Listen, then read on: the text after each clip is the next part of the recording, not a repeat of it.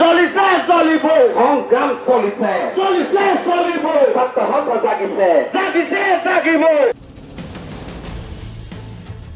সদৌ শিৱসাগৰ ছাত্ৰ সন্থাই বৃহস্পতিবাৰে সন্ধিয়া শিৱসাগৰ বৰ্ডিং খেলপথাৰৰ পৰা জোৰ সমদলেৰে কা বিৰোধিতা কৰে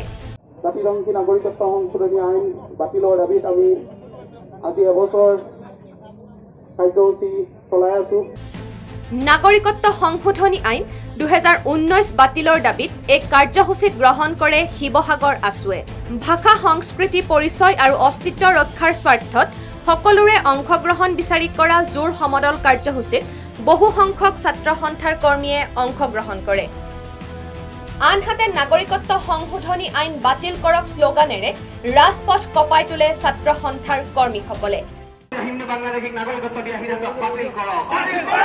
কৰক বুজাই আমাক লাভ নাই আমি নামানো বৰ্ডিং খেলপথাৰৰ পৰা ওলোৱা এই জোৰ সমদল কাৰ্যসূচী সমগ্ৰ নগৰৰ চৌপাশ পৰিভ্ৰমণ কৰে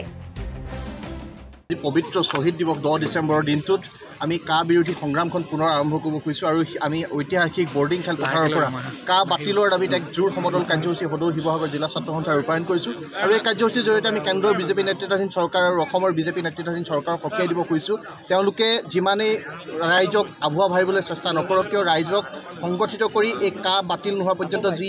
যিখন আইনে আমাৰ ভাষা পৰিচয় অস্তিত্ব আমাৰ বিনষ্ট কৰিব পাৰে এই আইনখন যেতিয়ালৈকে বাতিল নহয় তেতিয়ালৈকে ছাত্ৰ সন্থাই ৰাইজক সংগঠিত কৰি আন্দোলনৰ কাৰ্যসূচী চলাই যাব আৰু কা বাতিল নোহোৱা পৰ্যন্ত বিজেপি চৰকাৰক উচিত প্ৰত্যুত্তৰ দিবৰ কাৰণে আমি ছাত্ৰ সন্থা সদায় সাজু হৈ আছোঁ অসমবাসী ৰাইজক আমি উচিত প্ৰত্যুত্তৰ দিবৰ কাৰণে ৰাইজক আহ্বান জনাইছোঁ শিৱসাগৰৰ পৰা সত্যজিৎ নাথৰ ৰিপৰ্ট এনি ভাৰত